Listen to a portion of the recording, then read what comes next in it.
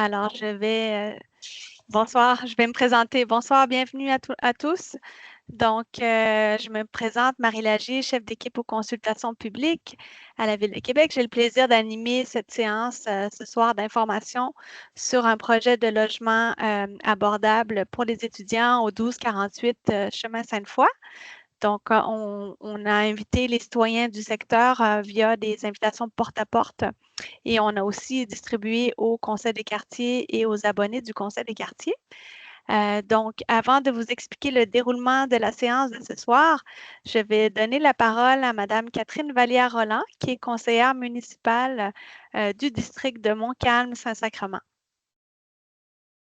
Merci beaucoup, Marie. Alors, bonsoir. Ça me fait vraiment plaisir d'être avec vous ce soir pour cette séance d'échange. Alors, comme vous le savez peut-être, dans le contexte de pénurie de logements, la Ville de Québec s'est donné un objectif, l'objectif d'atteindre la cible ambitieuse de 80 000 logements d'ici 2040. C'est une préoccupation que me partagent beaucoup les citoyens du district Montcalm-Saint-Sacrement, mais aussi les citoyens un petit peu partout sur le territoire de la Ville de Québec. On s'est donné un plan d'action accéléré en habitation il y a environ 1 an. Donc, on travaille de façon très étroite avec à la fois le gouvernement du Québec, mais aussi le gouvernement du Canada. Et on utilise tous les leviers qui sont à notre disposition dans le cadre de ce plan d'action accéléré, justement pour permettre aux citoyens de la Ville de Québec d'avoir accès à un toit et d'avoir donc accès à du logement qui est à la fois accessible, qui répond à leurs besoins et qui répond aussi à le plus possible à leur capacité financière. On a vu, comme vous le savez, plusieurs projets de logement immobilier se construire dans le district Montcalm-Saint-Sacrement. Et ce soir, c'est un nouveau projet, comme l'a dit Marie, de logement abordable pour étudiants qui vous est présenté. Donc, dans un contexte justement où on souhaite faire du district Montcalm-Saint-Sacrement un endroit où un véritable milieu de vie, mais aussi un lieu où les différentes générations peuvent se côtoyer. Je dois vous dire que ce soir, j'ai bien hâte d'entendre tous les détails reliés à ce projet-là. Alors, j'espère que vous aussi. Il vous est présenté à la fois par des intervenants de l'équipe Ville qui sont ici avec nous, mais aussi responsables du projet. Alors, c'est l'occasion pour vous ce soir de poser vos questions. Alors, je les remercie d'ailleurs de leur présence et je vous souhaite à tous une excellente soirée. Merci, Mme Vallière-Roland. Alors, écoutez, l'objectif de la soirée, donc, c'est de vous présenter le projet, présenter aussi l'échéancier et puis répondre à vos questions. La rencontre de ce soir, elle est enregistrée, puis donc, à la fois les présentations et l'enregistrement seront rendus disponibles sur la page web du projet que vous avez pu consulter dans les prochains jours. Donc, je vous présente les personnes qui m'accompagnent ce soir. Donc, à l'animation, j'ai ma collègue Héloïse Gaudreault qui va pouvoir gérer là, les questions-réponses un peu plus tard. Bonsoir Héloïse. Merci Bonsoir d'être tout le là. monde. Merci. Donc, nous avons au niveau des personnes ressources de la Ville, nous avons M. Christian Lepage, conseiller en urbanisme à la division de la gestion du territoire. Bonsoir. Également, Maxime Rochette, qui est conseiller en développement économique au service de la planification de l'aménagement et de l'environnement. Bonsoir. Donc, ils vont vous faire une présentation là aussi en complément de celle des promoteurs du projet. Donc, justement, pour les responsables du projet ce soir, nous avons donc Anne-Frédérique Paradis, qui est architecte chez Patriarche. Bonsoir tout le monde. Bonsoir. Nous avons aussi André Fortin, directeur de projet immobilier senior chez Utile. Bonsoir. Et Guillaume Fauché, directeur adjoint aux affaires publiques, relations avec la collectivité de chez Utile, donc qui est l'organisme qui est le promoteur du projet de ce soir. Donc, c'est un projet de logement abordable, donc qui est soumis à un règlement spécial là, de la Ville qui permet d'aller de l'avant, donc sans normalement consultation publique ni approbation référendaire, mais on fait quand même une séance d'information. Ce n'est pas obligatoire en vertu de la loi, mais la Ville le fait là, pour informer les résidents résidents du secteur. Donc, comme je l'ai dit un peu plus tôt, l'objectif, c'est de vous informer puis de répondre à vos questions. Il y a eu le courriel qui a été diffusé, puis l'information sera disponible aussi dans la section participation citoyenne là, du site Web. Donc, le fonctionnement de ce soir, il va y avoir dans un premier temps une présentation de la ville et du projet utile. Ensuite, on aura une période de questions. Je vais vous demander d'attendre la fin de la présentation avant de poser vos questions parce qu'il est possible que plusieurs de vos questions soient répondues au fur et à mesure de la présentation. Et vous pourrez le faire là, via l'outil QR qu'on activera ou lever la main, mais ce sera un peu plus tard. On vous donnera les instructions là-dessus. Donc, voilà. Donc, sans plus attendre, j'inviterai Maxime Rochette pour commencer à partager sa présentation à l'écran. Merci Marie. Vous me ferez signe pour me confirmer que tout le monde voit bien mon écran. Oui, tout à fait. Parfait. Alors, je me lance. Plan de la présentation. Alors, moi, je vais faire avec vous un petit survol du marché de l'habitation de la Ville de Québec. On va parler de l'importance du logement social communautaire et abordable. On va regarder une définition pour bien comprendre la distinction à faire entre du logement social et du logement abordable et communautaire. Ensuite, on va regarder la localisation et la répartition des différents projets sociaux, communautaires et abordables sur le territoire. Et finalement, je vais vous présenter 3 exemples de projets de cette nature dans l'arrondissement de la cité Limoilou. On commence avec un petit contexte économique des indicateurs. Premier indicateur, on voit que le taux d'inoccupation, en fait, on sait que le taux d'inoccupation de la Ville de Québec est rendu à 0,9 % et c'est son plus bas niveau depuis 2015. En date d'octobre 2023, c'est une mise à jour qui est faite en mars de chaque année par le gouvernement fédéral, donc la prochaine mise à jour sera faite en 2025.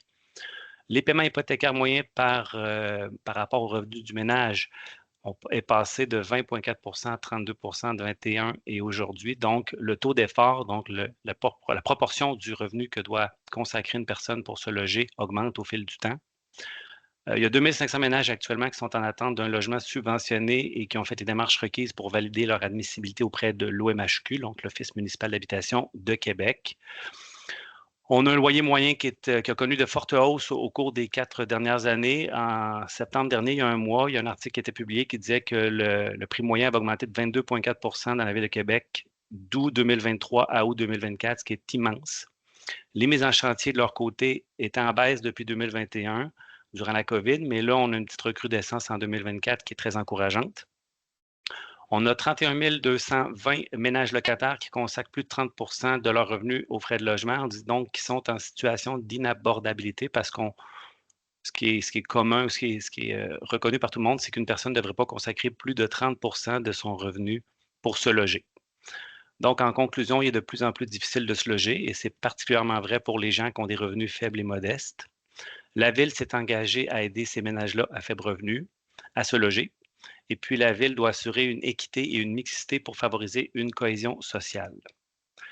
Comme le disait Mme Vallière-Roland un peu plus tôt, la Ville a lancé son plan de mise en œuvre accéléré de sa vision de l'habitation en septembre 2023, dans lequel elle s'engageait à mettre en place des conditions favorables pour permettre la construction de 80 000 logements d'ici 2040, ce qui est un objectif ambitieux. Et de ces 80 000 logements, la Ville s'est engagée à en faire ou à contribuer à la construction de 500 logements par année, sociaux, abordables et communautaires. Donc, le projet d'aujourd'hui qui va vous être présenté s'inscrit directement dans ces 500 unités-là. Pourquoi le logement social, abordable et communautaire? Parce que c'est très important. D'une part, ça réduit les inégalités sociales et ça prévient l'instabilité résidentielle. Ensuite, on le sait, c'est un des principaux déterminants de la santé et c'est pas compliqué. Quelqu'un qui n'a pas de logement, bien nécessairement vit soit dans la rue ou ailleurs, mais en tout cas, clairement, ça a une incidence sur sa santé à la fois mentale et physique. Ça crée un sentiment de sécurité chez les locataires parce que quand les locataires sont dans des logements privés, ils peuvent avoir peur, par exemple, d'être évincés ou de perdre leur logement repris par le propriétaire, ce qui n'est pas le cas du logement communautaire, social et abordable. Ça permet une mixité qui favorise le vivre ensemble. Ça assure un parcours résidentiel parce que le logement social, communautaire et abordable n'est pas nécessairement une fin en soi. Ça peut être un tremplin vers un marché au privé. Et puis, ça répond aux besoins des familles et des personnes à besoins particuliers. Maintenant, c'est quoi la distinction entre du logement social abordable et communautaire? Eh bien, le logement social, c'est celui qui est destiné aux ménages à faible revenu. On entend par là un couple qui aura un revenu inférieur à 36 500 $. C'est régionalisé, donc c'est pour la Ville de Québec. Le ménage paie seulement 25 de son revenu brut et la balance est assumée à la fois par le gouvernement provincial et par la Ville. On appelle ça une subvention à la personne ou au loyer. Et ces projets-là sont majoritairement menés par des OBNL, des offices municipaux, donc des organismes à but non lucratif, des offices municipaux d'habitation ou des coopératives d'habitation, mais il pourrait aussi avoir certains logements sociaux dans des projets privés. Le logement abordable, de son côté, c'est plus les revenus faibles. On parle de revenus modestes. C'est la tranche qui est au-dessus des revenus faibles. Donc, on parle d'un couple qui aurait un revenu situé entre 36 500 et 86 025 $ par année. Le ménage locataire paie le plein loyer sans égard à son revenu. Par contre, ce loyer-là se trouve à être inférieur à ce qu'on appelle le loyer médian. Donc, il est dit abordable parce qu'il est plus bas qu'un loyer similaire au marché. On parle dans ce cas-ci d'une subvention à la construction parce que les paliers de gouvernement supérieur ainsi que la Ville contribuent à la construction de ces édifices-là. Puis tout comme le logement social, bien, les projets sont majoritairement menés par des OBNL, des offices municipaux d'habitation et des coopératives. Puis de son côté, le logement communautaire, bien, ça fait référence davantage aux projets qui sont administrés par les OBNL et les coopératives d'habitation, mais ça peut être à la fois du logement social et ou du logement abordable. Aujourd'hui, pour information, on est dans un projet qui se situe à droite, donc on est dans un projet de logement abordable. Financement, est-ce qu'il y a de l'ordre de combien? André, Alors, on va juste fermer le micro du côté de chez Utile, hein, s'il vous plaît. Oups, désolé. Pas de problème. C'est bon. Pardon, je reprends donc au niveau de la localisation des projets sur le territoire de la Ville. Il y a actuellement plus de 18 000 unités de logements sociaux communautaires et abordables réparties sur tout le territoire de la Ville. On a ici les petits points colorés qui représentent ces différents projets. On voit une concentration importante dans l'arrondissement de la Cité-Limoilou et c'est en raison de la proximité des services, entre autres. Mais on voit aussi qu'il y a des points partout et des besoins en logement abordable, social et communautaire. Il y en a à la grandeur de la Ville de Québec et on l'entend régulièrement. Je vous présente en terminant 3 projets de logements sociaux communautaires abordables construits dans les 8 dernières années dans l'arrondissement spécifique de la Cité-Limoilou pour vous montrer que ce sont aujourd'hui, ces projets-là, c'est des très beaux projets au niveau architectural qui se confondent en fait avec n'importe quel projet privé. Alors, c'est pour casser l'espèce de mythe que les logements sociaux, c'est des HLM. Ça, c'est des bâtiments qui ont été construits dans les années 70 et aujourd'hui, ce n'est plus du tout ça qui est construit. C'est des choses qui s'intègrent très bien et en fait qui sont identiques à tout ce qui se construit au marché privé. Merci beaucoup.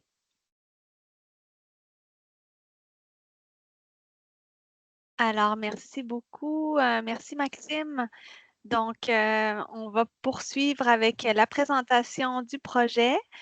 Donc, j'inviterai maintenant les gens de chez Utile à partager leur écran, puis vous allez pouvoir à ce moment-là ouvrir votre micro à nouveau.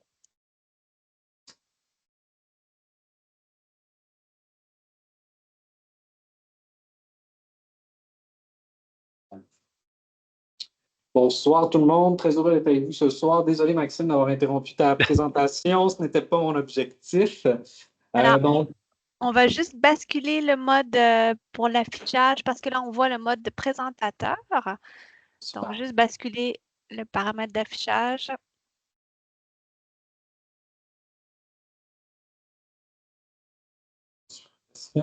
Juste au-dessus, là, au milieu.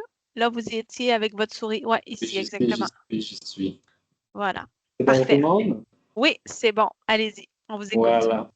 Voilà. Donc, enchanté d'être avec vous ce soir. Je suis accompagné aujourd'hui de mon collègue André Fortin et de notre architecte sur le projet, donc Anne-Frédérique Paradis. On voulait commencer par faire une petite présentation de l'utile et des résidents que nous accueillons actuellement. Par la suite, on continuera avec le projet. Et on finira par une présentation de l'échéancier. Donc, qu'est-ce que l'utile? L'utile existe depuis maintenant, depuis 2012. Notre objectif, bien évidemment, est de faire du logement qui est destiné à des populations étudiantes. Nous sommes une organisation à but non lucratif qui conçoit, construit et gère de manière responsable des logements durables adaptés aux besoins de la population étudiante au Québec. Notre objectif est de répondre, bien évidemment, aux différents besoins de cette population en particulier. Notre modèle d'affaires se différencie un peu de ce qu'on retrouve généralement là, quand on parle de logement pour étudiants. On parle généralement de résidence. Ce n'est pas ce que nous offrons. Nous offrons des logements standards, donc avec cuisine, salle de bain, etc. Avec aussi des baux qui sont classiques, comme on pourrait retrouver sur le marché privé. Notre objectif est bien évidemment d'avoir une offre qui est complémentaire à celle des résidences étudiantes et non pas de les remplacer. On pense que c'est deux modèles qui peuvent très bien cohabiter.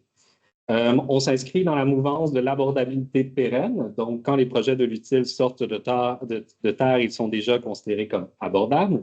Nous sommes toujours sous ce qu'on appelle la juste valeur marchande pour des édifices qui sont comparables. Mais l'objectif est que cette abordabilité croisse avec le temps. Donc, un projet qui va sortir, bien évidemment, plus abordable qu'un comparatif sur le marché maintenant. Notre objectif, c'est que dans 10 ans, la démarcation soit encore plus grande avec le marché régulier. Nous avons bien évidemment la capacité de réinvestir aussi nos actifs, ce qui fait de nous un groupe un petit peu particulier dans le monde des OBNL de logement. Je continue avec nos réalisations. Ce n'est pas le premier projet qu'on vous présente aujourd'hui. On a déjà d'ailleurs un projet dans la ville de Québec, qui est l'Ardoise, qui est situé ici, si je ne m'abuse, en face du campus de l'Université Laval. C'est-à-dire que ça se passe très, très bien là-bas avec le voisinage et avec la communauté qui s'y trouve. On a aussi développé nos premiers projets étaient à Montréal, soit la Natte des Bois et la Rose des Vents. Et nous avons notre petit dernier qui a ouvert récemment, la Canopée, qui est à Trois-Rivières. Notre objectif est de nous installer dans toutes les grandes villes universitaires du Québec et nous continuons à travailler donc en ce sens. On a d'ailleurs des projets qui ont été annoncés là, à Rimouski et à Sherbrooke. Et puis, on espère là, pouvoir continuer notre expansion pour répondre aux besoins qui sont très grands au niveau de la population étudiante. J'ai passé très rapidement sur qui nous sommes. Je pense que vous voulez en apprendre plus sur le projet que sur qui nous sommes, mais je vous invite quand même, si vous voulez avoir plus de détails, soit à me poser des questions, bien évidemment, à la fin, ou à aller voir le documentaire sur notre création et notre premier projet que vous pouvez trouver sur YouTube en tapant « Utile ». Rapidement, qui sont nos résidents? Nos résidents sont les résidents pour ce projet seront des résidents là, qui font partie de la population étudiante universitaire de la ville de Québec en grande majorité. On parle, selon les études que nous avons faites, d'à peu près, là, il y a à peu près 28 000 locataires sur le marché privé au niveau universitaire dans la ville de Québec. Notre objectif est bien évidemment de leur offrir une option abordable pour se loger et pour favoriser, bien évidemment, la réussite de leurs études, parce que, comme on le sait, tout stress financier a un impact sur la capacité des étudiants à se concentrer sur leurs études et à les réussir. C'est-à-dire, Maxime parlait tout à l'heure justement là, des revenus annuels des personnes pouvant bénéficier de ce type de logement. Sachez que les étudiants, en général, 56 d'entre eux gagnent un revenu annuel inférieur à 20 000 et 41 des étudiants locataires nous ont dit dans notre dernier sondage spécifique à la Ville de Québec qu'ils habitaient un logement nécessitant des réparations. Nous voulons bien évidemment leur offrir un appartement à la hauteur de leurs attentes et c'est pourquoi nous développons des appartements durables. Maintenant, sans plus attendre, je passerai la parole à Anne-Frédérique sur le projet. Bonsoir tout le monde. Donc, je vais passer en revue tout le projet ce soir. Donc, le projet Utile Saint-Sacrement qu'on vous présente représente un investissement de 57 millions de dollars. Donc, on vient construire 235 appartements totalisant 340 chambres. Donc, c'est une mixité de studios, de une chambre à coucher, 2 chambres à coucher et 3 chambres à coucher avec les pourcentages que vous voyez à l'écran. Donc, on a une majorité de studios à 44 on a une chambre à coucher à 23 2 chambres à coucher à 22 puis 3 chambres à coucher qui représentent 11 du projet. Parmi tous ces appartements-là, on a 15 des logements qui sont universellement accessibles, puis le 85 de tous les autres logements est minimalement accessible. Donc, tous ces logements sont dédiés à la population universitaire de la Ville de Québec.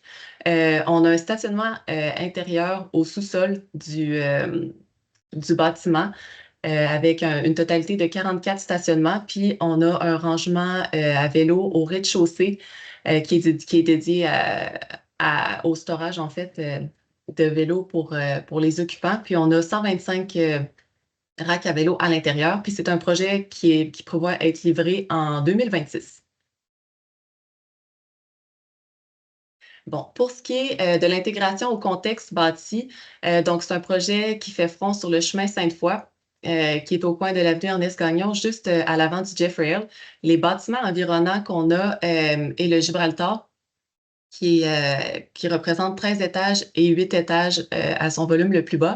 Puis, juste en face du bâtiment qu'on propose ce soir, on a le Samuel Hollande à 22 étages de haut. Puis par la suite, on remarque dans le tissu urbain qu'on s'en va vers un gabarit qui est beaucoup plus petit, vers 4 étages, puis les maisons résidentielles aussi, donc du 2 étages ou 1 étage. Donc le bâtiment qu'on vous propose est un bâtiment de 10 étages avec un retrait pour les 2 derniers étages. Donc on vient aligner le volume principal du bâtiment à 8 étages avec le 8 étages du Gibraltar qui se situe juste à côté. Puis, on vient faire un retrait sur les 2 derniers étages pour minimiser un petit peu l'impact de la hauteur du bâtiment, puis en même temps amener une volumétrie qui est intéressante pour ce bâtiment-là. Donc, on comprend bien la transition entre les 2 gabarits en ville. Pour ce qui est de l'implantation, on a une implantation du bâtiment qui est faite en U, qui vient proposer une cour intérieure plus renfermée sur elle-même pour que les résidents puissent en profiter, qui est un peu plus à l'abri du chemin Sainte-Foy, qui est un axe plutôt passant. Donc, au rez-de-chaussée, on a plusieurs logements, puis on a les aires communes. On a aussi le rangement à vélo. Puis bien évidemment, on a l'entrée principale qui est sur le chemin Sainte-Foy, puis on a une entrée qui est plutôt secondaire sur l'avenue Ernest-Gagnon. Donc, l'accès au bâtiment, au stationnement du terrain se fait via l'avenue Ernest-Gagnon. On a aussi l'accès pour les matières résiduelles qui se fait tout de suite après l'entrée pour le stationnement. Donc, c'est pas mal ça pour l'implantation. En fait, le but du projet, c'est vraiment de venir bonifier en verdissement cet îlot. Puis, on a une aire de bâtiment qui est de 1367 mètres carrés. On a une superficie du terrain qui est de 2515 mètres carrés pour une occupation au sol de 62,3 %. Les aires d'agrément représentent 963 mètres carrés, puis les aires vertes représentent 866 mètres carrés pour un total de 35 % du lot en entier. Donc, en venant faire une cour intérieure par-dessus le stationnement, on vient vraiment proposer plus de verdure à cet îlot. On vient également proposer des aménagements sur le chemin Sainte-Foy pour bonifier justement le front principal du bâtiment. Puis, on a aussi, en fait, la Ville nous demandait de planter plusieurs arbres sur le chemin Sainte-Foy. Donc, on a un total de 7 arbres qui est demandé en façade principale, puis un autre 7 arbres qui est installé aussi sur l'avenue Ernest-Gagnon. On peut passer à l'autre. Merci. Pour ce qui est de la matérialité du projet, on a une brique d'argile rouge qui a un fini lisse et un autre qui est mixé en fait avec un fini mat. C'est une brique qui est rouge pour l'identité du quartier. On retrouve beaucoup de briques aux couleurs chaudes. Si on pense tout simplement à la Cité verte qui est à côté, le Gibraltar a des couleurs aussi un peu plus jaunes. Donc, on venait vraiment, assumer les couleurs du quartier. Puis, on vient vraiment découper le volume qui est plus à l'arrière pour mettre en prééminence les volumes de briques rouges. Donc, le volume arrière est plus en noir. On a un revêtement métallique noir, puis on vient asseoir le tout sur un basilaire qui est en briques de béton de couleur plus foncée, mais qui est vraiment un fini lisse qui démontre vraiment l'agrégat de la brique. Puis ensuite, pour ce qui est de la cour intérieure, on est venu mettre un revêtement métallique de couleur argent pour que ça soit beaucoup plus lumineux. Puis on a toujours le basilaire qui est en brique de béton pour plus de durabilité. également. Je vais passer le flambeau à André. Oui, bonsoir tout le monde. L'avenue de ce projet-là apporte des retombées intéressantes là, dans le secteur, notamment les principales qu'on note. Ça va contribuer à alléger la pression sur le marché locatif abordable dans Sainte-Foy, faisant aussi libérer des logements pour d'autres types de ménages. Ça va également contribuer au dynamisme économique du quartier. Et la venue de ces étudiants-là va contribuer à soutenir l'attractivité de la ville de Québec comme une ville étudiante universitaire. Brièvement, on parle de l'échéancier. OK, est-ce qu'il manque... Je ne peux pas me donner ma slide. OK. Le suspense va durer. Il ne veut pas aller sur 18.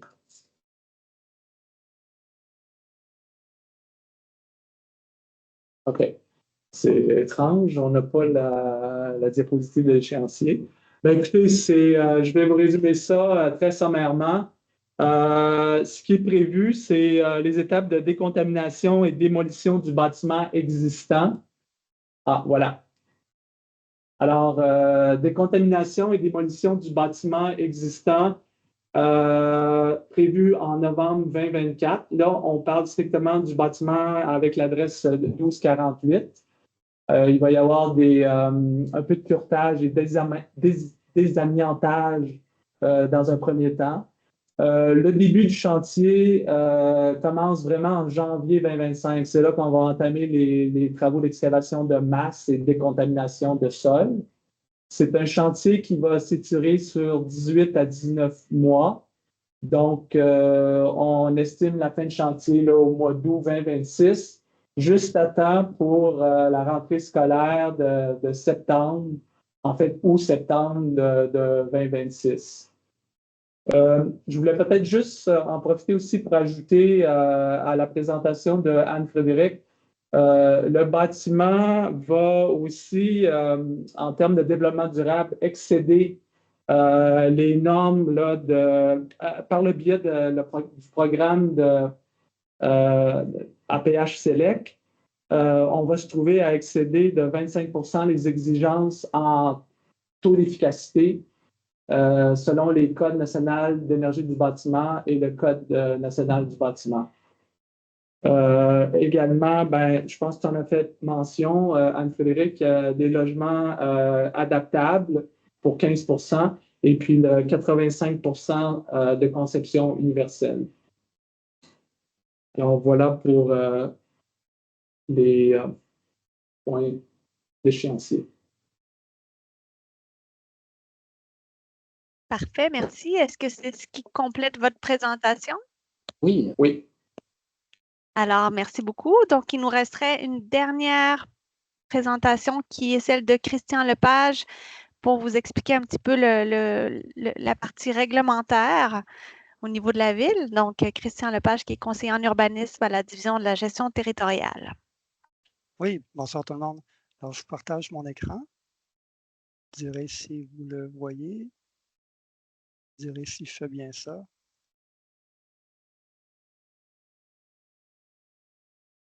Est-ce que ça va? Alors, on voit l'écran, mais on voit en mode, on ne voit pas le diaporama encore.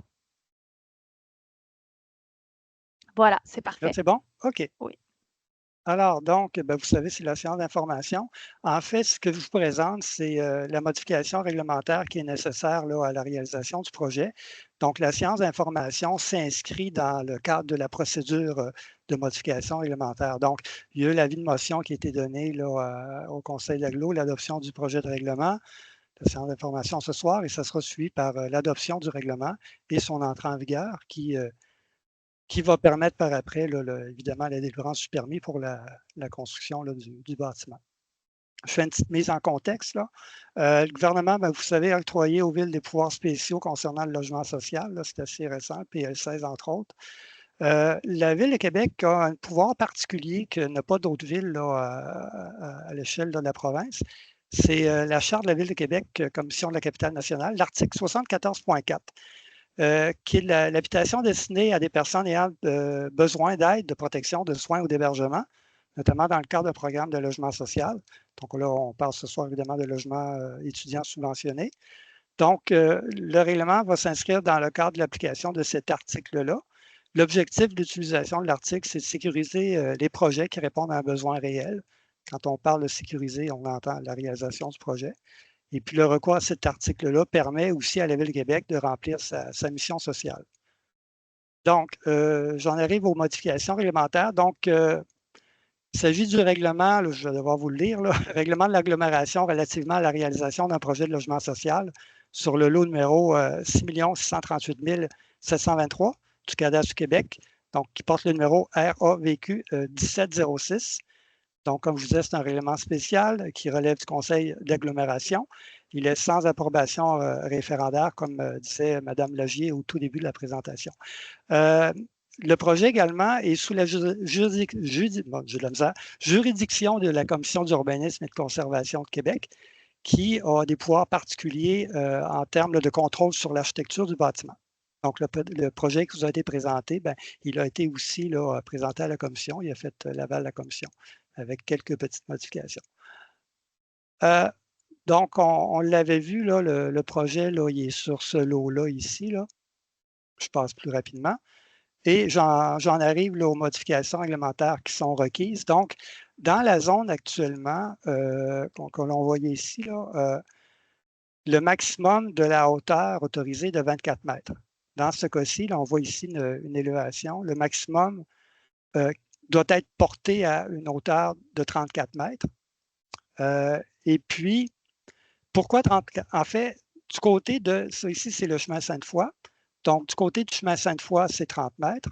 Mais comme la rue Ernest-Gagnon est en pente, le calcul se fait également du côté de la façade qui donne sur la rue Ernest-Gagnon. Donc, on atteint 34 mètres. Alors, c'est pour cette raison-là, tout simplement, on sait, hein, les planchers des étages sont droits, donc on ne peut pas le baisser à 30 mètres. Ensuite, on le voit ici là, pour d'autres vues. La marge également, il faut la modifier. C'est que dans l'arrondissement La Cité-Limoilou, quand il s'agit d'un territoire qui est sous le contrôle de la Commission d'urbanisme, c'est que soit que la marge arrière est nulle ou elle atteint au moins 3,5 mètres. Dans ce cas-ci, on est entre ça. Et le règlement ne permet pas d'être entre ces deux normes-là. Donc, il faut faire en sorte que le règlement puisse permettre l'implantation qui est proposée dans le projet. Donc, au moins 1,5. Le projet, lui, est un petit peu plus que ça, mais pour s'assurer que ça soit conforme, là, on fixe la norme à 1,5 mètres. Les usages, au niveau de la réglementation dans la zone, c'est que le rez-de-chaussée est réservé à des usages commerciaux. Mais là, comme il s'agit évidemment d'un bâtiment qui va être occupé entièrement par des logements pour étudiants, donc il faut modifier la réglementation pour permettre aussi au rez-de-chaussée l'aménagement des logements et des salles communes aussi là, qui sont prévues. Il y a un autre élément aussi là, pour lequel il faut apporter quelques petites modifications. C'est les accès, donc l'accès pour le stationnement intérieur, mais aussi pour la collecte des matières résiduelles. Donc, entre les deux voies d'accès, le règlement exige une distance de 6 mètres. Dans ce cas-ci, on est à peu près à 1,5 mètres. Donc, c'est un des éléments là, du règlement modificateur. Bon, j'ai le goût de me permettre un petit jeu de mots. Alors, pour rendre l'utile à l'agréable, on pourra ici, pour les étudiants, là, prévoir un espace pour les encombrants, entre autres. Donc, ce sera dans le même espace. Globalement, je résume, donc les modifications proposées concernent d'abord l'augmentation de la hauteur permise, donc on la porte à 34 mètres au lieu de 24 mètres. Les éléments mécaniques au toit ne sont pas compris. Ça, c'est un ajustement aussi qui est fait dans le règlement modificateur. La marge arrière est fixée à un minimum de 1,5 mètres. Il y aura la possibilité de faire des logements au rez-de-chaussée. Puis enfin, la distance sera à 1,5 mètres au lieu de 6 mètres là, entre les deux allées d'accès pour stationnement souterrain et les matières résiduelles. Voilà. La séance d'information, était ce soir. L'adoption du règlement est prévue le 20 novembre. Et puis l'entrée en vigueur du règlement, là, ça serait autour de fin novembre ou sinon au début décembre. Je vous remercie. Alors, Merci beaucoup, Christian. Donc, merci à tous les présentateurs. Donc, on est maintenant à la période de questions.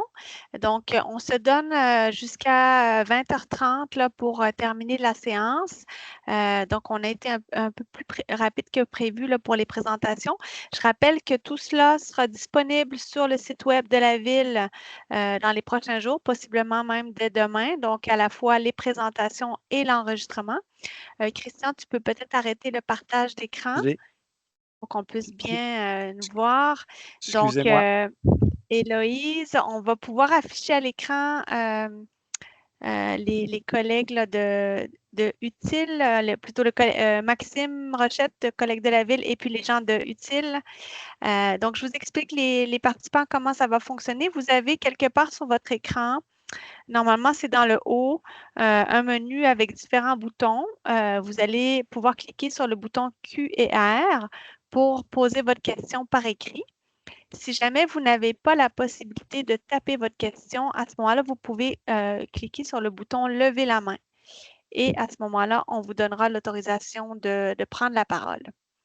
Donc, n'hésitez pas, si vous avez des questions à la fois sur le projet ou sur la réglementation de la ville ou sur les besoins en logement, ce qui vous a été présenté là, au tout début de la rencontre.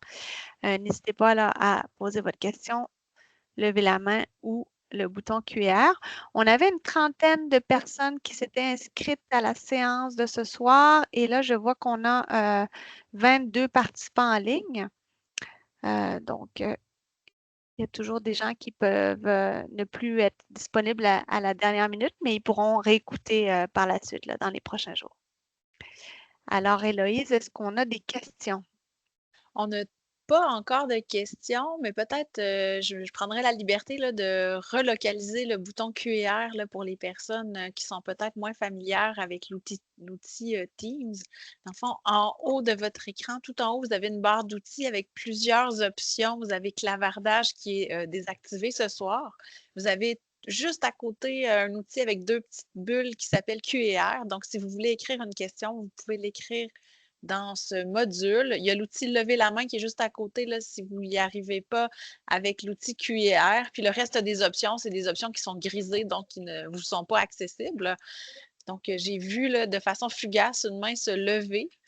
Peut-être la personne là, a trouvé l'outil puis est en train de rédiger sa question, Marie.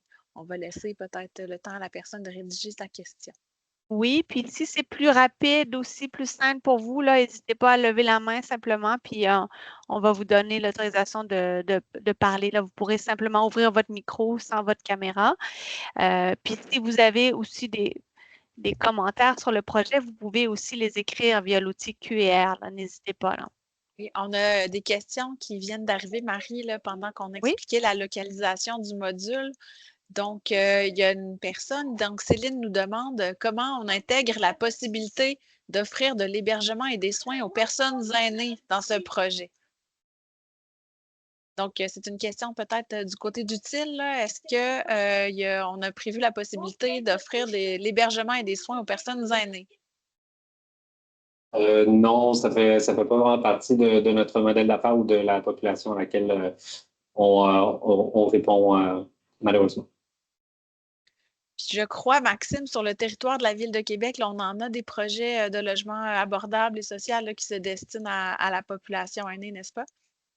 Oui, beaucoup de nos projets de logement sociaux communautaires abordables ont toujours des petites unités qui sont dédiées aux personnes seules. Puis souvent, ce sont des personnes âgées ou encore aux familles avec des logements un peu plus grands. Avec service, par contre, ce n'est pas toujours le cas. Hein. Des fois, il n'y en a pas.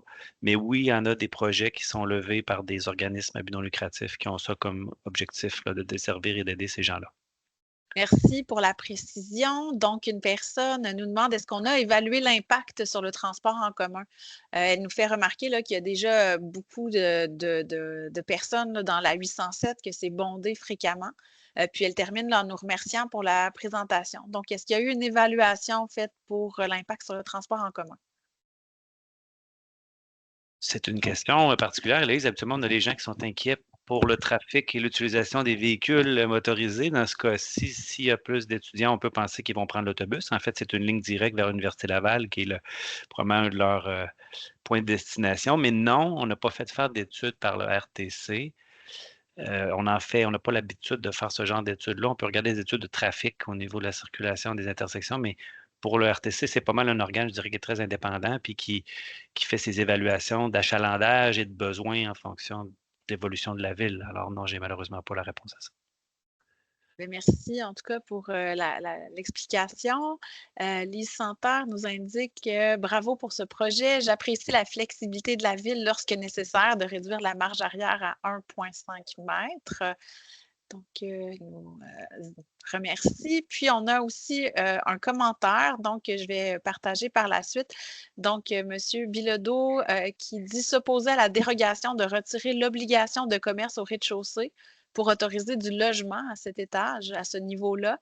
Il nous souligne que le quartier Saint-Sacrement manque cruellement, oui, de services alimentaires, dont principalement une épicerie de grande surface, fruiterie, poissonnerie, boucherie, etc. Il nous cite le Gibraltar, le Samuel Hollande, la Cité verte, les résidences gérées par l'OMHQ et la SOMAC, les phases 1 à 4 du développement résidentiel de la Clé. Toutes ces résidences-là justifieraient des commerces alimentaires locaux de proximité. Sa proposition serait de proposer d'obliger un ou des commerces alimentaires là, au rez-de-chaussée du futur bâtiment. Donc, on prend note du commentaire. Puis, pour les personnes qui préfèrent lire plutôt que d'entendre, je viens de mettre le commentaire dans le QR public pour les personnes là, qui assistent à la séance ce soir. Merci, Héloïse. Puis, on a une main levée. Je vois qu'on a une main levée de Robert Leblanc. Je vais vous autoriser à ouvrir votre micro, Monsieur Leblanc, le temps de votre intervention. Donc, vous allez être nommé présentateur, puis vous pouvez ouvrir votre micro maintenant. Est-ce que ça va marcher? Oui, on vous entend. OK, parfait. Oui, tout à fait. Trois petites choses. D'ailleurs, je m'excuse, j'étais en train de faire d'autres choses, puis je viens juste de rentrer chez vous, là. J'ai manqué la présentation. OK, vous pourrez la réécouter demain. C'est ça. Et on vous écoute. Mais j'avais trois. D'abord, il y a une bonne histoire très bien située en face de cet édifice dont vous êtes en train de préparer. Alors, c'est pas parce il manque des services. Évidemment, ce serait le fun d'avoir un Costco ici, mais c'est pas ça dont on parle. C'est un édifice assez petit, là. Il n'y a pas de place là-dedans pour un IGA ou une grande surface. Deuxièmement, est-ce que les 90 pieds, est-ce que ça inclut les ascenseurs, et les génératrices et les ventilateurs, tout ça? Alors, vous parlez de la hauteur du bâtiment? La hauteur. Là, je parle de l'hauteur du bâtiment. Qui serait augmentée à 30 mètres, de ce que j'ai compris. 30 mètres, c'est ça. Alors, peut-être plus une question pour Mme Paradis au niveau de l'architecture. Ou est-ce que c'est la ville qui répond? C'est plus une question pour Christian ou moi, Marie. OK. La réglementation, c'est ça. Donc, la réponse à la question, c'est non. Ça n'inclut pas la mécanique au toit. Si vous faites référence aux différents appareils pas de condensation, là, mais de climatisation ou de circulation d'air, ça ne les inclut pas dans le règlement, mais ils sont situés habituellement au centre de l'édifice. Donc, c'est pour un marcheur ou quelqu'un de la rue, on ne les voit pas d'en bas. Il y a une règle là, au niveau de la commission d'urbanisme, entre autres même la réglementation, c'est de les masquer par une paroi ou quelque chose qui fait qu'à ce moment-là, ils sont pas visibles. Oui, mais ça c'est dommage. Moi, je suis juste en face. Alors, je comprends que c'est une question pour moi. Si c'est pas ça, mais ça va ôter beaucoup la vue qu'on a d'ici. Alors, mais juste savoir ça, il n'y a pas grand-chose qu'on peut faire. Si vous avez déjà eu la possibilité, personnellement, là, je trouvais que c'était déjà beaucoup, les 30 mètres, mais en tout cas. Mais la réponse de M. Rochette est bonne dans le sens que c'est concentré un peu plus vers le centre du bâtiment. Donc, selon à quel endroit vous êtes situé, si c'est de la rue, c'est sûr qu'avec l'angle, ils sont beaucoup moins visibles. Mais c'est aussi une règle qui s'applique, c'est une règle de base dans la réglementation là, qui s'applique à l'échelle de la ville. Là. OK. C'est tout. Merci. Merci beaucoup, M. Leblanc. Donc, Je vais vous retourner dans la salle avec les participants. Merci. Et pendant ce temps-là, Marie, il y a la personne là, de qui j'ai lu le commentaire tout à l'heure là, concernant la proposition de retirer là, la modification réglementaire pour les logements du rez-de-chaussée pour en faire des commerces. En fait, la proposition là, d'obliger un ou des commerces alimentaires au rez-de-chaussée. La personne aurait souhaité là, une réaction des promoteurs à cet égard-là là, pour voir, je pense, comment ils recevaient cette proposition-là. Alors, peut-être je vous laisserai la parole chez Utile là, pour rebondir peut-être sur cette suggestion-là. Avec plaisir. J'ai peut-être 2 éléments de réponse là-dessus. Le premier élément, on reçoit une subvention de la Société d'habitation du Québec, la SHQ, dans ce projet. La SHQ ne finance pas les projets mixtes, donc ne finance pas les projets qui comptent habitation et commercial. Donc, ce n'est pas possible dans ce cas-ci. De plus, j'aimerais rajouter que dans notre modèle d'affaires, ça complexifie beaucoup notre montage financier quand il y a du commercial. Ça rajoute un peu d'instabilité pour nous qui voulons faire des appartements les plus abordables possibles. C'est un risque financier de plus parce que les locaux commerciaux sont plus souvent plus difficiles à louer. On a un de nos projets, entre autres, à Montréal, on n'avait pas de financement de la SHQ où on en a fait, puis un des 2 locaux qui n'a jamais pu être loué là, et qui a dû être transformé. Merci beaucoup, Guillaume. Alors, un autre commentaire. Après, Marie, je te laisserai la parole donc, de Marie-Claire Bérubé là, qui nous indique très beau projet qui favorise la diversité de population dans le quartier Saint-Sacrement. Donc, elle vous dit bravo. Parfait. Merci beaucoup, Héloïse. Donc, je crois qu'on n'a pas d'autres questions. On peut publier le commentaire de Mme Bérubé. OK, on a une autre main levée, oui, de Michel Allais. Donc, je vais 2 mains levées même. Donc, Michel Allais et ensuite Denis Couillard. Donc, je vais vous désigner présentateur, M. Allais, pour que vous puissiez ouvrir votre micro. Donc, allez-y, on vous entend. Est-ce que ça va? Oui, ça fonctionne. Bonsoir tout le monde. Bonsoir Marie. Bonsoir, oui, je vous reconnais. On se connaît un petit peu. Hein? Premier commentaire, j'ai des commentaires et des questions. Premier commentaire, je suis très content que le projet puisse fonctionner. Je pense qu'apporter plusieurs personnes, de nouveaux citoyens dans le secteur, va favoriser l'essor économique. Là. Contrairement au monsieur qui voulait avoir quelque chose au sous-sol, moi, je pense que non. On a effectivement une épicerie, on a même plus qu'une épicerie. On a chez Marjane, qui n'est pas très loin, qui a un local à côté qui a fermé. Donc, j'imagine qu'elle demande plusieurs clients potentiels. Ça va faire en sorte que ce local-là va pouvoir se louer de nouveau et apporter quelque chose. Ça, c'est donc le projet, je le trouve très bien. J'apprécie beaucoup qu'il n'y ait que 44 cases de stationnement réservées aux automobiles, parce qu'il ne faut pas non plus augmenter la circulation automobile dans le secteur. Il y en a déjà assez.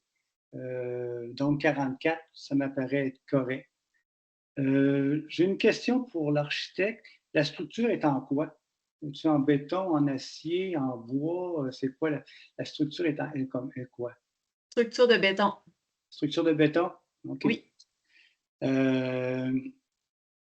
Pendant la construction, le trottoir, est-ce qu'il va être bloqué? J'imagine que oui. Ça va être une question pour Utile. Oui. Il risque d'avoir plus d'impact du côté d'Ernest Gagnon. C'est sûr que c'est assez préliminaire là, dans le stade d'avancement du projet. Il va falloir éviter le plus possible de créer des obstacles sur le chemin Sainte-Foy pour des raisons évidentes. Il y a une piste cyclable et tout ça. Donc, s'il y a des entraves, puis il va y en avoir, c'est sûr, pendant le chantier, ça risque de se faire sur du côté de Ernest Gagnon. Est-ce que ça veut dire à ce moment-là que la piste cyclable va rester ouverte sur Sainte-Foy? Ça, je comprends que oui. Vous allez essayer de faire ça. Sur Ernest Gagnon, ça veut dire qu'il va y avoir possiblement la moitié de la rue qui va être bloquée pour la construction, pendant la construction? Oui, ça pourrait ressembler à ça. Oui. OK. Donc, les gens vont être incités à passer par la rue des Jésuites. Oui. L'autre rue qui est plus là-bas. OK. Ça, c'est plate un petit peu. Moi, j'habite dans la Cité verte, ça fait que c'est un petit peu plate. Mais comme je suis un piéton, c'est pas dramatique. L'autre chose, là, je m'adresse à la Ville de Québec. Quand la construction va être terminée, ce serait bon de revoir les feux de circulation au coin d'Ernest Gagnon et de Chemin Sainte-Foy, surtout pour le temps pour les piétons. Parce que si les étudiants qui vont revenir de l'université, il va falloir qu'ils traversent la rue. Et là, actuellement, le temps ne sera pas suffisant, à mon avis, pour faire traverser d'une façon sécuritaire les piétons. Actuellement, on est à 20 secondes, je pense, et c'est vraiment pas suffisant. Parce qu'il faut savoir, j'imagine qu'on parle de 100, 200, 300 personnes de plus. 340, si on se fie au nombre de chambres, n'est-ce pas, Anne-Frédéric? 340? Oui, 345 chambres. On peut s'attendre donc à 345 étudiants pour 235 unités. Ouais. Okay, parfait, c'est bon, c'est bon. Donc, vous avez répondu à ma question sur la structure. Je vous ai dit que j'étais en faveur de ce projet. Je trouve que c'est un très beau projet, très intéressant. Puis ça va amener la diversité, comme monsieur le mentionnait tout à l'heure, une nouvelle population, parce qu'on est un secteur un peu vieillissant, comme moi d'ailleurs. C'est que c'est bon d'avoir des jeunes qui vont venir dans le secteur. Puis ça va être très bon pour les commerces autour. Il y a beaucoup de commerces qui ont de la misère à vivre, ils vivotent un petit peu. Là, ça va être parfait, ça va amener beaucoup de clientèle et c'est très bon pour tout le monde. C'était mes seuls commentaires. C'est sûr que entre janvier et août 2026, c'était un mauvais moment à passer, là, mais on n'a pas beaucoup de choix. Essayez de faire le plus de mesures d'atténuation pour que les gens du secteur ne soient pas trop impactés, là. Surtout les gens en automobile, vu que Ernest Gagnon va être bloqué, en tout cas en grande partie, ça va être un petit peu pénible pour ça. Voilà, c'est tout. Merci. Merci beaucoup, M. Allais. Oui, vous voulez réagir, puis ensuite, je vois que M. Rochette aussi veut réagir. Allez-y. Je voulais juste dire que dans le cadre de nos chantiers, on fait toujours un info-chantier aussi pour aviser la population là, du voisinage, le voisinage, des grandes étapes à franchir, puis des grands désagréments là, qui pourraient subvenir à un moment ou à un autre du chantier. Donc, quand le moment viendra, vous pourrez vous y inscrire. OK, parfait. Ah, un autre commentaire, ce sera bon quand vous allez inaugurer d'inviter tout le monde à aller visiter. Ça va aider à l'acceptation de tous les problèmes, de toutes les choses. Là. Faire une inauguration publique, ce serait intéressant. Je serais bien intéressé d'aller visiter ces logements-là pour voir comment ça se passe. Merci, M. Allais.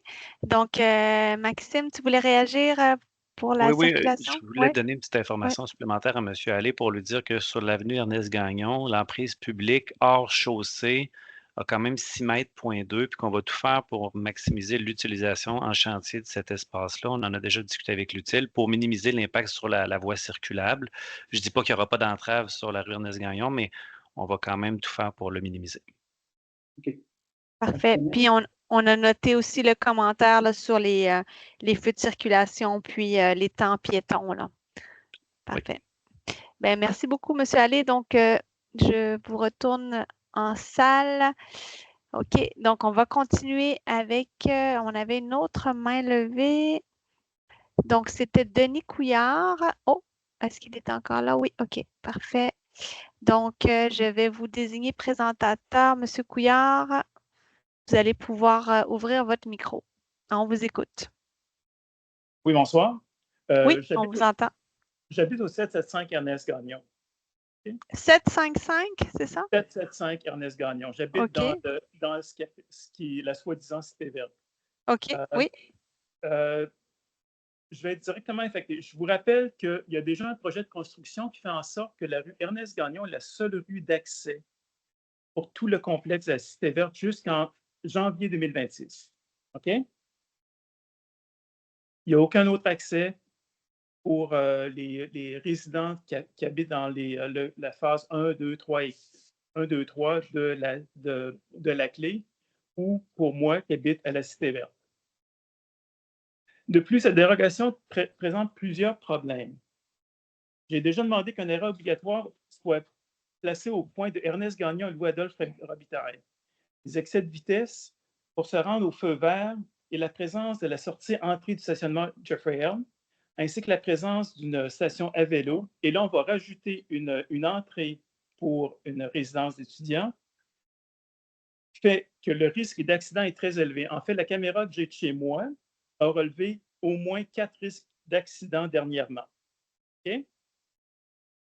J'ai acheté au 775, le deuxième point, j'ai acheté au 775 Ernest Gagnon un condominium dans un projet soi-disant vert.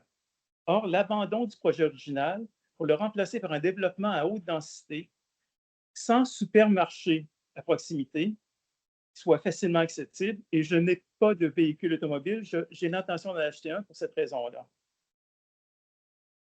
Facilement accessible pour un piéton va simplement faire en sorte qu'on va intensifier le recours à un véhicule pour pouvoir répondre à ses besoins essentiels. Et moi, contrairement au maire marchand qui habite un peu plus loin, je n'ai pas accès à un chauffeur privé pour pouvoir me promener. OK. Donc, on comprend là, on prend note de vos commentaires. Oui? On a besoin au moins d'un supermarché. Et je suis désolé, là, le Bonichois, les Cités vertes, à la Parc Samuel-Nantes, c'est un dépanneur. On n'a pas de supermarché dans le coin. On a trois projets pour de personnes âgées qui habitent dans le coin, sur Saint-Sacrement ou encore le Gibraltar ici à côté.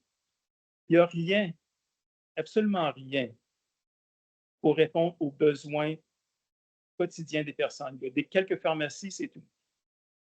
Alors, construire un projet où on va avoir plus des étudiants qui vont être dépendants de leur voiture, sans au moins un commerce ou des commerces pour pouvoir se nourrir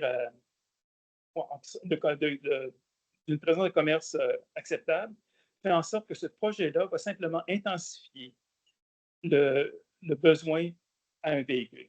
Et j'en suis rendu à cette conclusion-là pour moi-même. Alors que j'avais acheté ici pour ne pas avoir besoin d'un véhicule. Ce qui était soi-disant la Cité verte. OK, ben merci, M. Couillard. Donc, on prend note là, de vos commentaires. Donc, je ne sais pas si quelqu'un souhaite réagir. Non, Sinon, j'aimerais juste, Marie, que M. Couillard répète l'intersection à laquelle il souhaiterait voir un arrêt-stop, là, parce que je peux faire remonter ça vers le service des transports. Je ne dis pas qu'il va y en avoir un, mais au moins on peut faire le message. J'ai déjà essayé. Et ça oui, okay. Je vais réessayer. Quelle intersection, M. Couillard? Ernest Gagnon, Louis-Adolphe Robitaille, mais ça, c'est simplement une partie du problème.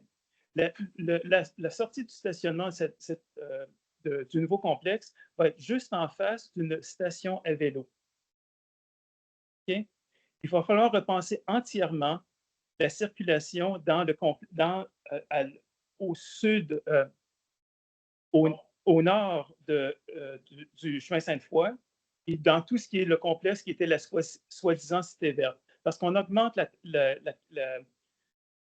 population. La population qui devait être prévue de 800 personnes maintenant va être d'au plus 2400 va être d'environ 2400 personnes. Ce qui faisait pas partie du projet original. Et lorsque j'appelle la ville, on me dit « Oh non, c'est un quartier vert ». Moi, ce que je retiens, M. Couillard, dans votre commentaire, c'est que vous avez un enjeu d'accessibilité à la Cité verte quand vous dites que l'avenue des Jésuites est fermée partiellement jusqu'en janvier 2026 en vertu ou en raison des gros travaux qui vont avoir lieu. Ça, je le comprends. On va tout faire, bien sûr, pour ne pas... Ce n'est pas vos travaux. C'est la construction de la phase 4 de la clé. Non, je le sais, je le connais bien, en fait. Je suis gestionnaire de projet, donc je le connais bien. Donc, ce que moi, je veux vous dire, c'est qu'on va tout faire pour minimiser les impacts. L'objectif n'est pas d'enclaver, d'enfermer les gens dans la cité. Vous comprenez qu'on ne peut pas faire ça de toute façon au niveau de la sécurité publique. Votre deuxième commentaire sur la station à vélo, excusez-moi, M. Couillard. Je suis désolé, ce que vous dites. Ce que vous dites va faire en sorte que la circulation va devoir sortir sur Ernest Gagnon, tourner vers l'est sur Louis-Adolphe Robitaille et remonter la rue des Jésuites pour pouvoir se rendre au chemin Sainte-Foy. Est-ce que vous imaginez, lorsque vous pensez à la largeur de Louis-Adolphe Robitaille, les enfants qui se promènent sur cette route-là, est-ce que vous pouvez imaginer ce que ça va donner comme problème? On en prend note. Pour votre deuxième commentaire concernant la station à vélo, M. Couillard, elle n'est pas en face de l'entrée charretière du futur projet. Elle est quand même située plus au nord, tout à fait dégagée de cette entrée-là, et les stations à vélo peuvent se déplacer. Mais pour l'instant, je ne vois aucun enjeu à ce niveau-là de toute façon. Mais pour la partie risque, je le comprends. Je pense qu'on l'a tous bien compris. On en prend note, puis on va communiquer avec le service des transports, de la mobilité, des entraves. On va faire une équipe, puis on va s'assurer de mettre des mesures de mitigation pour préserver la sécurité des enfants, parce que c'est sûr qu'on y tient nous autres aussi à cette sécurité-là. Et l'autre réalité, c'est qu'il n'y a aucun supermarché dans le coin. À part le Bonichois en face, il n'y a rien. Alors, on va être obligé de forcer la population, surtout des personnes âgées qui habitent au Gibraltar ou au complexe qui ont été construits sur la rue Saint-Sacrement, on va obliger ces personnes-là à devoir utiliser un véhicule. Alors, M. Couillard, je vais devoir vous arrêter là-dessus. Okay. On a bien compris votre commentaire. Pas certain, là, j'espère, mais enfin, bref. Oui. Marie, Maxime, tu me permets juste, c'est pas que je veux m'obstiner, c'est juste que je veux dire que pour l'épicerie, c'est pas le rôle de l'utile de faire venir un épicier. Si les épiciers sont pas là actuellement, c'est parce qu'ils ont jugé qu'il n'y avait pas de viabilité. La ville ne crée pas d'épicerie, là. Tu sais, il y a des locaux vacants. Si les épiciers sont pas là, c'est-tu parce qu'ils ont ce terrain-là est resté un terrain abandonné pendant 10 ans? Je veux dire, c'est pas à l'utile aujourd'hui de fournir une épicerie. J'ai été urbaniste à Toronto pendant une dizaine d'années. Ça, c'est urbanisme 101. Monsieur Couillard, l'usage commercial était permis là, depuis plusieurs années. Puis pour m'occuper du quartier Saint-Sacrement depuis des années, ça fait plusieurs années que les résidents parlent du souhait d'avoir une épicerie, mais il n'y a pas d'épicier qui a acheté le terrain, là. Donc, c'est ça l'enjeu, là. Il faut qu'il y ait quelqu'un qui achète le terrain. C'est ça, exactement. Doit-on intensifier la population à ce moment-là? Est-ce que c'est le quartier où on doit intensifier la population? Écoutez, je ne veux pas qu'on rentre dans un débat sur l'épicerie. Ce n'est pas l'objet de la séance de ce soir. C'est simplement... Mais ce qu'on fait ce soir, il y a plus de gens qui vont habiter dans le quartier, donc peut-être que ça va amener justement plus d'achalandage pour les services, dont peut-être des commerces. J'abandonne. C'est d'un non-sens incroyable. Vous créez une situation... Monsieur Couillard, je comprends votre point, mais là, malheureusement, on a bien entendu, puis on va essayer d'entendre d'autres personnes aussi. Je comprends que... Parce que le débat ne peut pas être sur l'épicerie là ce soir. Merci. On a 2 autres commentaires dans le QR, puis on prend note des préoccupations qui sont émises ce soir, là, si ça peut vous rassurer. Donc, on reste sur le sujet de la circulation. Là. Valérie Gagné nous demande si on prévoit des impacts pour l'accès à l'hôpital et le Gibraltar là, dans le cadre, j'imagine qu'on parle de la période de construction, puis peut-être par la suite. Alors, Maxime, peut-être comme tu t'occupes aussi de la gestion des chantiers, j'enverrai peut-être la question vers toi puis vers l'utile, voir qui peut répondre. Mon premier réflexe, ça serait de répondre qu'on ne peut pas bloquer et d'aucune façon on va vouloir mettre des entraves sur la rue qui mène à l'hôpital. Ça serait un non-sens en soi, tout comme l'accès au Gibraltar. Fait qu'on va tenter, on le disait tout à l'heure, s'il y a des entraves, de dégager le chemin Sainte-Foy, la piste cyclable et le trottoir, d'aller du côté de Nance-Gagnon où on a quand même une bonne frange, là, une friche, qui appartient à la ville, qu'on va maximiser. Puis, mais aucune chance qu'on bloque l'accès à l'hôpital. Ça se peut juste pas. Parfait. Merci de la précision. Donc, on a un autre commentaire dans le QR. Là, je comprends qu'il y a des gens qui estiment qu'il y aurait des services de proximité à développer, puis d'autres personnes qui considèrent qu'il y en a suffisamment. Je ne vais pas publier la question, Marie, je sais pas, le commentaire, puisque je ne veux pas qu'on rentre dans un débat sur la quantité de services de proximité qui sont requises ou qui sont présentes en ce moment. Mais sachez qu'il y a des commentaires là, qui entrent, là, qui indiquent là, qu'il y a une certaine quantité de services de proximité. En fait, on va peut-être pas le lire, mais on va quand même le publier par transparence puis par respect pour la personne qui l'a quand même rédigé, là. Parfait. Donc, c'est fait, c'est publié. Ça faisait le tour des commentaires qu'on avait reçus par écrit pour l'instant. Donc, je n'en vois pas d'autres là, pour tout de suite.